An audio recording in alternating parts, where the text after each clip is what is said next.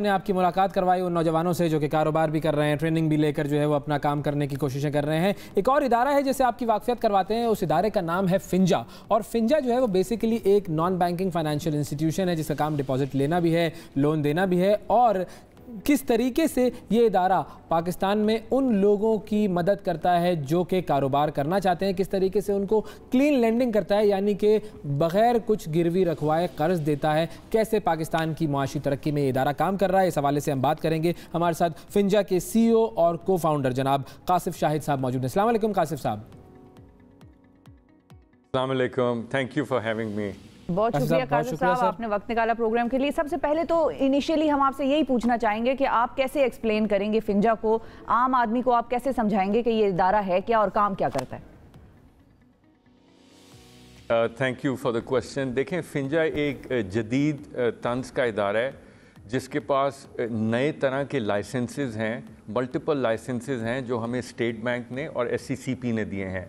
तो state bank का licence हमें अलाउ करता है कि हम डिपॉज़िट लें जैसे एक बैंक लेता है। हमारा अपना कंज्यूमर फेसिंग ब्रांड है, फिंजा वॉलेट है, फिंजा ऐप है, उसमें हम डिपॉज़िट लेते हैं। और जो हमारे दूसरे लाइसेंसेस हैं वो हमें अलाउ करते हैं कि हम पाकिस्तान के किसी भी सेगमेंट को जाके लेंडिंग कर सकें।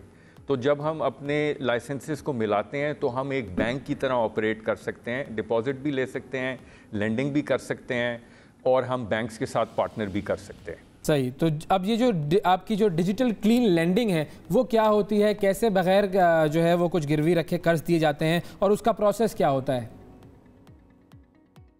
देखें, हमारा ये बिलीफ है, हमारा ये ईमान है कि अगर हम छोटे कारोबारों के पास इस वक्त टेक्नोलॉजी और डिजिटल क्रेडिट का कॉम्बिनेशन लेके जाएंगे तो वो छोटा कारोबार बड़ा होगा। और ये फास्टेस्ट तरीका है इकॉनमी को और मुल्क को तरक्की करने का। प्रॉब्लम यह है कि छोटे कारोबारों के पास कोलेट्रल नहीं होता, प्रॉपर्टी नहीं होती, गारंटीज़ नहीं होती, एक्स्ट्रा एक्सेस कैश नहीं होता, तो आपने उसको लेंडिंग कैसे करनी है। ये प्रॉब्लम और कंपाउंड हो जाता है क्योंकि जो छोटे कारोबार हैं जो वो सेल कर रहे होते हैं वो कैश में होता है, लेकिन जो वो परचेज़ कर रहे होते हैं वो डॉक्यूमेंटेड होता है। तो फिंजा के पास अपना एक मशीन लर्निंग AI एल्गोरिदम है जो हम लगाते हैं और हम हिसाब लगाते हैं कि ये बिज़नेस कितनी सप्लाईज ख़रीद रहा है और किस फ्रीक्वेंसी से ख़रीद रहा है। उसको देखते हुए हम उसको उसके स्टॉक को फाइनेंस करने के लिए लेंड करते हैं। तो हम इस तरीके से लेंडिंग करते हैं कि हम उसके लिए क्रेडिट लाइन क्रिएट कर देते हैं और जब उसने अपनी सप्लाईज ख़रीदनी होती हैं तो वो अपने सप्लायर्स को, डिस्ट्रीब्यूटर्स को पे कर लेता है और जब उसकी सप्लाईज बिक जाती हैं और उसको नफ़ा हो जाता है तो उसमें से वो हमारी फ़ीस अदा करता है। तो हम छोटे कारोबारों की कारोबार में शिरकत करते हैं इस तरीके से कि हम उनको डिजिटल क्रेडिट दे सकें बगैर कोलेट्रल के। सही है। तो आपका जो नेटवर्क है वो कहाँ पर है, कितना बड़ा है, कैसे कांटेक्ट कर सकते हैं जो लोग इससे कर्ज लेना चाहें? देखें, अब हम ऑलरेडी इस वक्त हज़ारों रिटेल स्टोर्स, छोटे स्टोर्स के साथ काम कर रहे हैं। हम इस वक्त 30 से 35 शहरों में हैं। हम बड़ी बड़ी इदारे जिसको FMCGs कहते हैं, जो यूनिलीवर से लेके P&G, नेस्ले और बेतहाशा और के साथ हम काम करते हैं। इनके नीचे डिस्ट्रीब्यूटर्स हैं, बहुत सारे हंड्रेड्स ऑफ डिस्ट्रीब्यूटर्स के साथ हम काम करते हैं। बहुत सारे डिस्ट्रीब्यूटर्स हमारे पास आते हैं और FMCGs आती हैं, फिर उनके थ्रू हम उनके जो उनके स्टोर्स हैं उनको इनेबल करते हैं। बहुत सारे करियाना स्टोर्स और छोटे रिटेल स्टोर्स हमारे पास डायरेक्टली भी आते हैं। तो मल्टीपल तरीकों के साथ हम छोटे कारोबारों को ऑनबोर्ड करते हैं। जी, तो FMCGs वगैरह को फिंजा के साथ शराकतदारी करने का क्या फ़ायदा होता है? बहुत अच्छा सवाल है।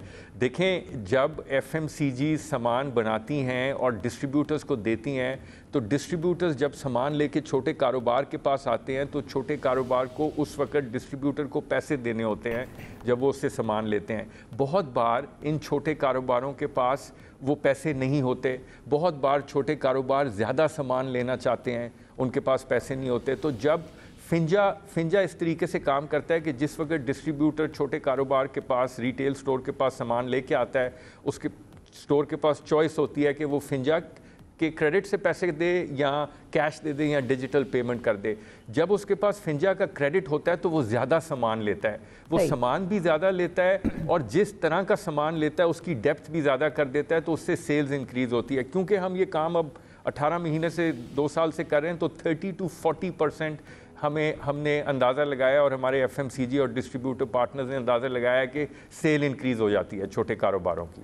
सही। अच्छा, अगर थोड़ा सा हम इसको एक केस स्टडी बनाकर समझने की कोशिश करें कि फॉर इंस्टेंस मैं एक छोटी सी दुकान खोलना चाहता हूं, तो फिंजा जो है वो मुझे किस तरीके से असिस्ट करेगा, या मेरी एक दुकान है छोटी सी, उसके कारोबार को मज़ीद बेहतर बनाने के लिए फिंजा का क्या प्रोसेस होगा और मुझे क्या क्या करना पड़ेगा? ये ज़बरदस्त सवाल है। देखें, अगर आपकी एक एग्जिस्टिंग दुकान है तो इसका मतलब है, अब करियाना पे बात हो रही है, तो करियाना स्टोर आमतौर पे महीने में 3 बार सप्लाईज खरीदता है हर 10 दिन के बाद, और वो कई महीनों से, कई सालों से ये कर रहा होता है। तो जिन डिस्ट्रीब्यूटर से वो कर रहा होता है उनके पास ये डेटा होता है और FMCGs के पास भी डेटा होता है। फिंजा जो है वो इस डेटा को स्टडी करती है और उसके हिसाब से बग़ैर किसी पेपर वर्क के और बग़ैर किसी कोलेट्रल के करियाना वाले को एक फाइनेंसिंग क्रेडिट लाइन दे देती है। और अब और ये सारा कुछ करियाना वाले के लिए बग़ैर उसकी दुकान से निकले, बग़ैर कोई कागज़ साइन किए, बग़ैर किसी बैंक ब्रांच में आए हुए ये सारा कुछ हो जाता है। और जब डिस्ट्रीब्यूटर्स करियाना वाले की शॉप पे आते हैं सामान देने के लिए, तो करियाना वाले के पास चॉइस होती है कि वो डिजिटली डिस्ट्रीब्यूटर्स को पैसे दे दे। पैसे डिस्ट्रीब्यूटर को इंस्टेंटली मिल जाते हैं। करियाना वाले के पास अपॉर्चुनिटी आ जाती है कि वो अपने SKUs, जिनको नंबर ऑफ SKUs भी इंक्रीज़ कर ले, उसकी डेप्थ भी इंक्रीज़ कर ले, बाइंग की फ्रीक्वेंसी भी इंक्रीज़ कर ले। तो इस बिज़नेस मॉडल की ब्रिलियंस ये है, अगर आप इस पे गौर करें, कि हर पार्टी इसमें जीत रही है। करियाना स्टोर की सेल ज़्यादा हो रही हैं, कस्टमर को दूर जाना नहीं पड़ रहा, डिस्ट्रीब्यूटर ज़्यादा पैसे बना रहे हैं, FMCG जीत रही है और फिंजा और उसका पार्टनर बैंक भी फ़ी बना रहे हैं। तो इस कोलैबोरेशन से जो इस बिज़नेस मॉडल में जितने भी स्टेक होल्डर्स हैं वो सारे जीत रहे हैं, जिसकी वजह से ये बहुत तेज़ी से काम बड़ा हो रहा है। अगर मिसाल के तौर पे कोई डिफॉल्टर हो, तो ये किस तरह से मेक श्योर करते हैं कि जिस पार्टी को आप लोग लेंडिंग कर रहे हैं वो डिफॉल्ट ना कर जाए, if there is no collateral involved? देखें, बहुत अच्छा सवाल है। देखें, क्यों इस वक्त जो हमारे डिफ़ॉल्ट्स हैं वो हम इस वक्त अरबों रुपए की लेंडिंग कर चुके हैं और हमारे पैसे वापस आते हैं, और ये छोटे लोन्स हैं, तो ये हर महीने ये क्रेडिट जाता है और फिर ये क्रेडिट वापस आता है। तो इससे हमें ये पता लग रहा है कि जब आप डिजिटल क्रेडिट को इस तरह डिज़ाइन करते हैं कि जो रिटेल स्टोर है वो उसको कैश के तौर पे इस्तेमाल ना कर सके, बल्कि सिर्फ उससे अपने स्टॉक्स ख़रीद सके जो वो प्रीवियसली ख़रीद रहा है, तो क्रेडिट के मिसयूज़ होने के चांसेस बिल्कुल मिनिमल हो जाते हैं। जिसकी वजह से हम ये देख रहे हैं कि फिंजा का ओवरऑल पोर्टफोलियो जो है उसमें बैड डेट की जो शरह है वो 0.4% है, जो कि अगर आप बाकी जो SME लेंडिंग मुल्क में हुई है उससे कंपेयर करें जो 16 से 18% है। उसका मेन रीज़न ये है कि हम नई टेक्नोलॉजी और डिजिटल डेटा का इस्तेमाल कर रहे हैं, और हमने बहुत गौर किया इस चीज़ के ऊपर कि क्या इस तरीके की लेंडिंग हो जिससे रिटेल स्टोर्स उसको मिसयूज़ ना कर सकें। और उसका तरीका ये है कि जो हिस्टोरिकली वो सामान ख़रीद रहे हैं आप उनको क्रेडिट इसीलिए दें कि वो सामान ख़रीद सकें। जब वो सामान ख़रीदते हैं तो 10 दिन में वो सामान बिक जाता है, उनको नफ़ा होता है, उस नफ़े में से वो हमें हमारी फ़ी अदा करते हैं, इसलिए बैड डेट जो है वो मिनिमल है। यानी हम ये कह सकते हैं कि ये बेसिकली एक रनिंग फाइनेंस फैसिलिटी है, लेकिन specifically for credit for purchase of जो उनकी जो सामान है उसके लिए। जी सही जी। अच्छा, इसमें मुझे ये भी बताइएगा कि जब आप बात करते हैं कि बगैर कुछ गिरवी लिए ये कर्ज दिया जाता है और कोई सिक्योरिटी नहीं होती, तो क्या इसके अंदर रेट ऑफ रिटर्न जो है वो ज़्यादा तो नहीं है कंपैरेटिवली बाकी बैंक से और बाकी फाइनेंशियल इंस्टीट्यूशंस से? देखें, ये भी बड़ा अच्छा सवाल है। अब देखें, हमें ये पता है कि क्योंकि अभी करियाना स्टोर्स की बात हो रही है, हम ज़्यादा काम भी FMCG सप्लाई चेन में करते हैं, तो ये जो स्टोर्स हैं, मॉम एंड पॉप स्टोर्स भी इनको कहते हैं, ये तकरीबन हर बार जब ये सामान लेते हैं और बेचते हैं तो ये 5 से 10% मुनाफा बनाते हैं, और महीने में ये 3 साइकिल करते हैं, तो महीने में ये तकरीबन 30% जो है वो मुनाफा बनाते हैं, 25 से 30% आप कह सकते हैं। और जो फिंजा हम जो इनको चार्ज करते हैं वो तकरीबन 2.5% है। जब हम इनको ये क्रेडिट देते हैं तो ये इस क्रेडिट से बल्क बाइंग भी कर सकते हैं। जब ये बल्क बाइंग करते हैं तो इनको और डिस्काउंट मिल जाते हैं जो इनको प्रिंसिपल्स देते हैं। यूनिलीवर वगैरह इस तरह के। तो जब आप उस डिस्काउंट को ऐड करते हैं और इनके नफ़े को ऐड करते हैं तो उसके बाद जो इनको फ़ी चार्ज की जाती है वो बहुत कम है। दूसरी चीज़ ये है कि देखें कैपिटल पैकेज हो रहा है, पहले हम उस कैपिटल को पैकेज कर रहे हैं, फिर हम उसको डिजिटली डिस्पर्स कर रहे हैं, फिर उसको हम कलेक्ट कर रहे हैं और फिर हम उसको दोबारा डिस्पर्स कर रहे हैं। उसकी कॉस्ट जो है वो ₹2.5 है 100 रुपए के ऊपर, जो उनके प्रॉफिट से बहुत कम है। बिल्कुल ठीक है। और फाइनली सिर्फ ये बताइएगा कि कौन कौन से डोमेन्स हैं, कौन कौन से ऐसे बिजनेस एरिनाज हैं कि जिनको आप फैसिलिटेट करते हैं?